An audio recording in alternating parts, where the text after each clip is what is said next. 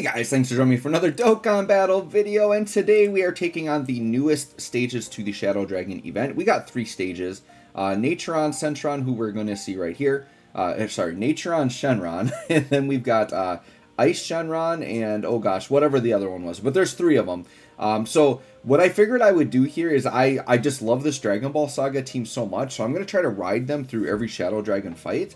So here we go, this is the Dragon Ball Saga team.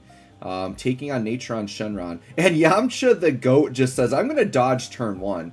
And even though these Shadow Dragon fights, they're not like the hardest fights, like there's still another one coming. Dude, they hit really hard.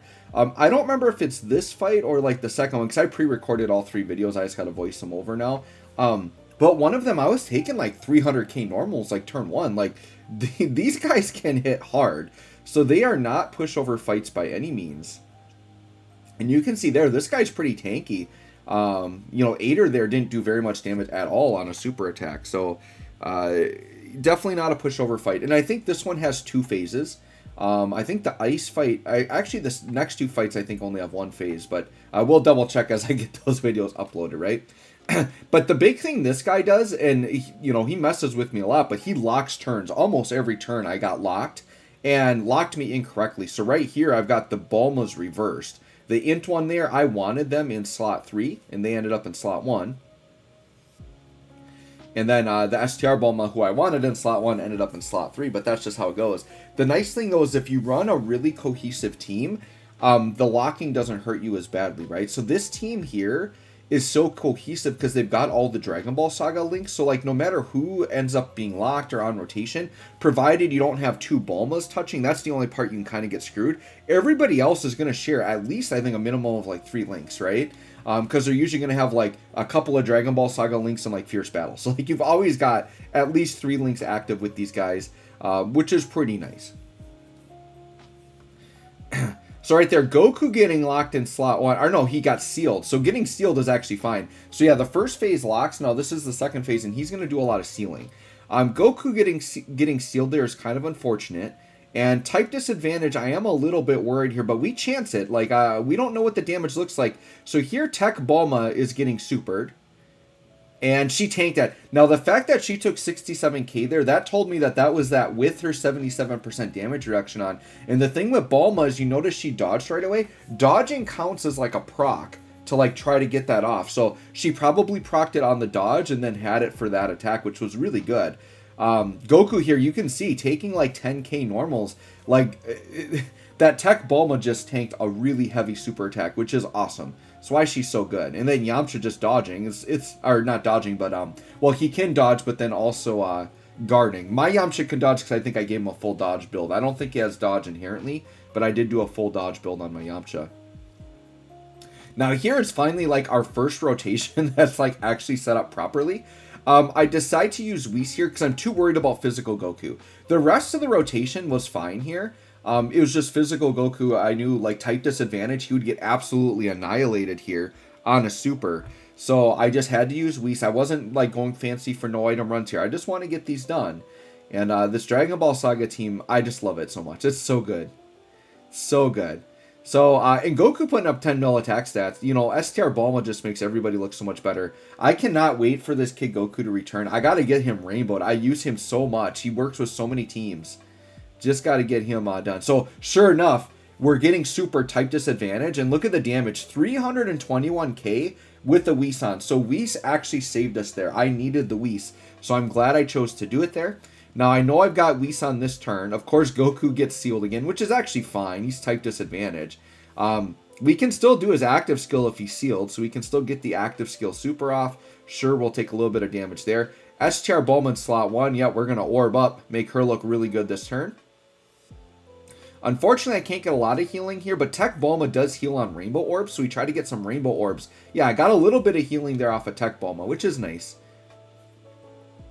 And then, yeah, about a 10 mil attack stat for STR Bulma. Finally, now that we're done with that first phase, we can actually get our rotation set properly. And then, yeah, Bulma's going to be critting out, man. What, a 10 mil followed up by a 6 mil attack stat? Pretty good. She just did 16 mil, all crits. And let's just throw another 6.5 mil attack stat down, sure. So Bulma putting up damage. Now, what you're noticing with the first phase and this phase is they hit really hard, but you notice they can be attack lowered. So that is one strat. If you're struggling with this fight, bring attack lowering characters. So Physical Kid Goku and then STR Bulma, like they are attack lowering. So we've done a ton of attack lowering to him, which is going to really help us like stave off the damage. So that is something that is kind of cool, because a lot of hard fights you can't do that. So it's really nice that they're giving us a hard fight where we can attack lower. I like that when they like sprinkle that in, like Red Zone Cell. I really like, because you could actually stun him, right? It's nice to see fights where you can actually use some of these debuffs, because there's some characters whose like their kits are built on it, but they can never use them, right? I think of those Dragon Ball Heroes Extreme units. Like Supreme Kai of Time, Robel, like they want the enemies to be debuffed to get their full stats, and they can barely ever do it, right? Other than Super Battle Road. So Ader, we know Ader's tanking like a boss. No issues there whatsoever. And Ader does really good damage here. He's got type advantage.